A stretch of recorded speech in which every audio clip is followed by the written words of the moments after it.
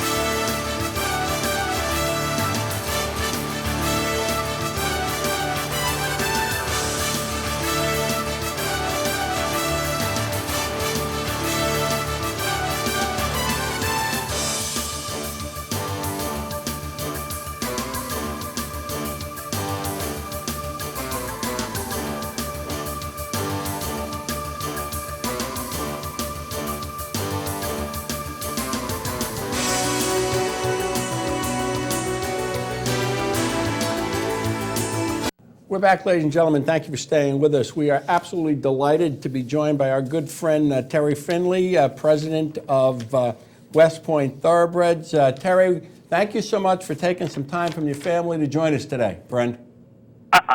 Happy Sunday, Nick and Tom. Really good to be with you. Good morning, Terry. Thanks for joining us. Terry, before we talk about fate, I just want to give you an opportunity to talk about what you and West Point have done with the disabled vets out on the West Coast, please.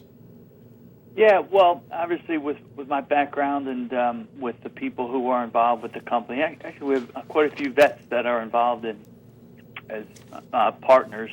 And Jeff Bloom, who leads our division on the West Coast, is on the board of a ranch out there that rehabilitates racehorses. And one thing led to another, and they put together a program, Tom, so that vets can continue the rehab process in and around the retired racehorses. So in essence, that's what it does. It helps on both fronts, and we're really happy to be part of it. Well, Terry, we want you to know that we think that's terrific, and you ought to be commended for it. Nick? Terry, before we get to the fate thing, let me just ask as kind of a follow-up to that, you know, the situations of the disabled vets is in the news quite a bit these days. If our listeners out there, you know, want to do anything to help, are there ways that they can do it? And if so, how would you recommend that they do it? Well, they're working on the website out there, Nick, because it's a new program. So they could, if you want, I'll be happy. I can send you some information and you can put it up on your website. Please do. Or they can just give us a note, send us a note, westpointtb.com. Go to our website and we'll be happy to forward them all the information that we're rounding up from the program out there. And you know, it's great when you see. I mean, there were a bunch of troops that came to the Kentucky Derby this year on behalf of the USO, and I was able to. There were a bunch of us that were able to get out there, and it was great. After the third or fourth race, they were all into the racing form, and they're having a great time. And you know, we hope that we're developing our fan base for the future with that as well. Good. All right, Terry, let me read you something as a lead-in to fate. I think this might be a surprise to you and a happy surprise, okay? Here's a story about a young man who was on his way to a Cleveland Indians baseball game in 1951 with his dad and found out that it was rained out. And so instead of going to the baseball game, they went to the track, okay? And here's what he says. He came down to the ninth race on the card, and this guy noticed that a horse named Skeleton, who was 8-1 in the morning line, was going to post at 45-1. Sensing a bargain, he bet 2 to win, 2 to place. Skeleton won and paid $98. Russ Harris from the Daily News was hooked. He says, that horse changed my life. I think that's a story that opens up fate for you to talk about. It does. I tell you, Russ Harris was the horse racing writer at the Philadelphia Inquirer for a good number of years, and as I was a kid growing up, I mean, he was the first guy that I would go to in the morning for all the handicapping information in the Inquirer. So that's great to hear. So, in essence, FATE, the acronym stands for Find a Thoroughbred Enthusiast, and it's very straightforward. I really got tired, and I just think it's old news where every time you pick up the newspaper, you know, another writer or letter to the editor is expounding on all the issues and all the challenges we have in our business. And you know, we just got together at the beginning of the season, and we said, what can we do? And one of the ideas that emanated was, I mean, let's task everybody to bring a couple people. Actually, we said three people into our business. And what does that mean? Bring them into our business. That's up to you, whether you want to bring them to the races, which is probably the preferred method, or introduce them to a website, or just talk about our great business. Because I sense that a lot of people think there's a magic wand out there that we're going to change our business and it's going to become robust and vibrant overnight. And we all know that that's not true. So if we all just took, you know, the responsibility to bring 3 people in to start out with, our game would be a lot better off in a year's time. Terry, your website, you have a link to FATE at your website, westpointthoroughbreds.com. Right now you've got activities planned at Hollywood Park, which has gone to a 4-day week. I'm sorry, Del Mar for the summer. And you're also partnering with locally based Thoroughfan. Would you talk about those, please? Yeah, I mean, Thoroughfan is really, you know, that was probably one of the organization that got Michael, who runs the organization. That's Mike Amo. Mike Amo, yeah. and the chairman of the board, and you know, I mean, that's what we've got to do. So really, I would probably attribute, you know, that our line of thinking, and with the group, you know, we saw the good work that Mike and his people are doing with Thoroughfan, and you know, it takes all parts, and every facet of the business, you know, needs to get better and really take responsibility for making our business better. So we know we have a lot of challenges, yeah. And I think all the challenges have been identified. So my suggestion to everybody is, you know, stop wasting words and the written word on identifying challenges. We know what they are. Let's get out and let's start working on them, and let's bring people into this great game. Terry, one of the things that NBC, the network that has carried the Derby and the Preakness this year, is claiming is that they're marketing the telecasts to women is part of the reason that their ratings are up this year. You know, do you have any thoughts on, you know, is racing doing enough to market the game to women? And are there ways that either through FATE or other ways that, you know, we can do that if that's a worthwhile thing to pursue?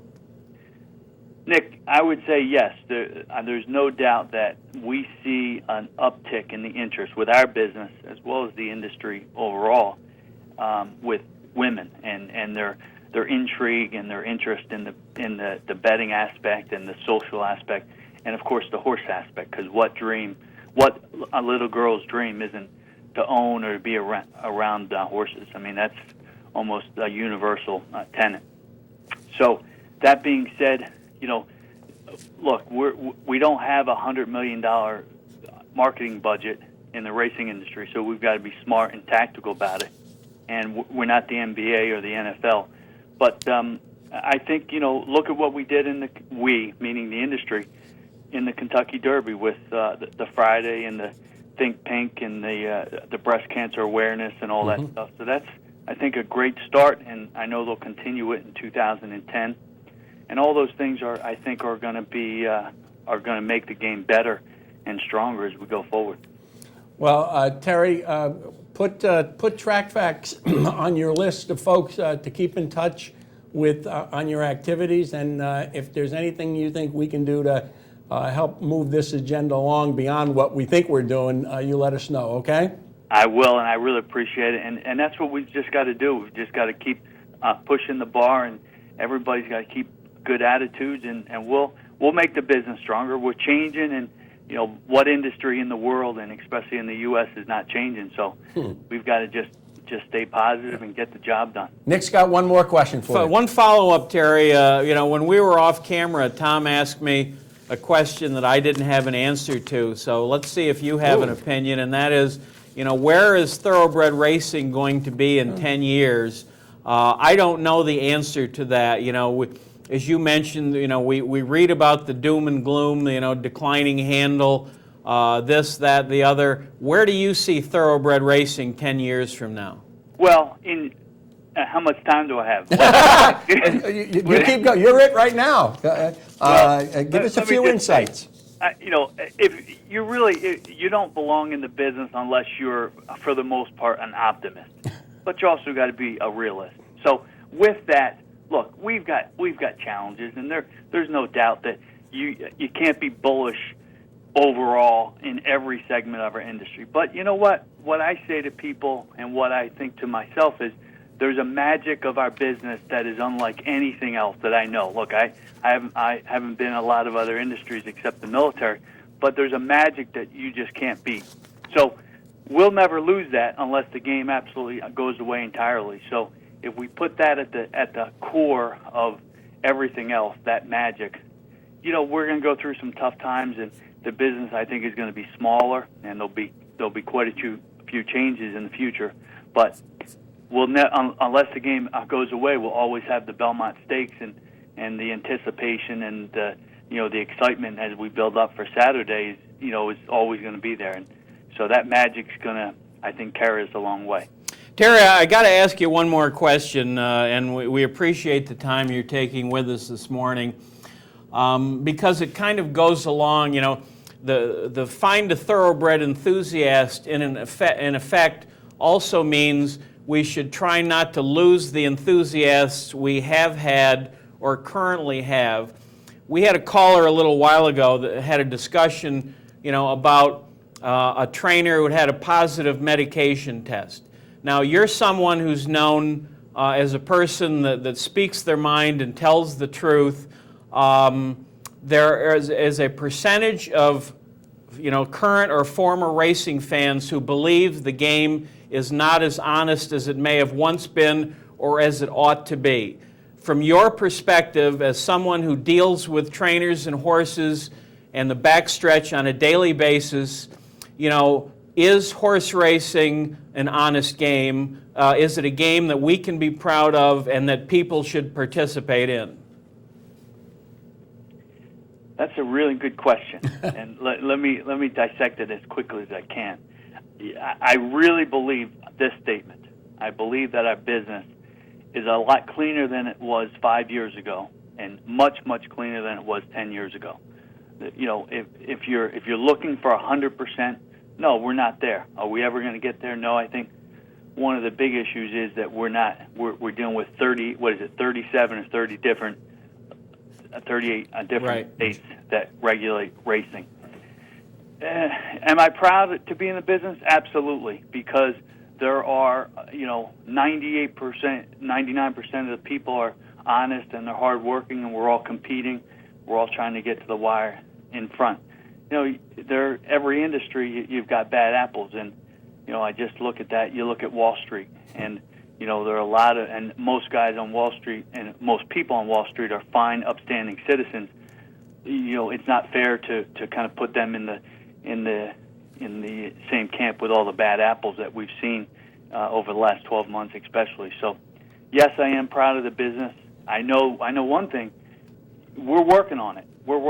And if you look at the initiatives that have been brought to the forefront over the last 5 years in our industry to address the ethical issues that we've had and the drug testing and everything else, I think we really have a body of work that shows that we're trying to make things better. And what else can you ask except that we're trying to make things better? Terry, thank you so much. We really appreciate it. Cup of coffee and a cigar at Saratoga, yes? Absolutely. Okay. Thanks a Good lot, luck, Terry. Take care. All right, Bye-bye. enjoy. Terry Finley, a good friend. And we should yeah, mention, by yeah, the way, and, and, you know, if Joe and Troy is still listening, one Yeah. of the initiatives that Terry was talking about is that, you know, we're going to freeze, you know, Right. blood and urine samples for testing down the road. So, you know, when the testing catches up with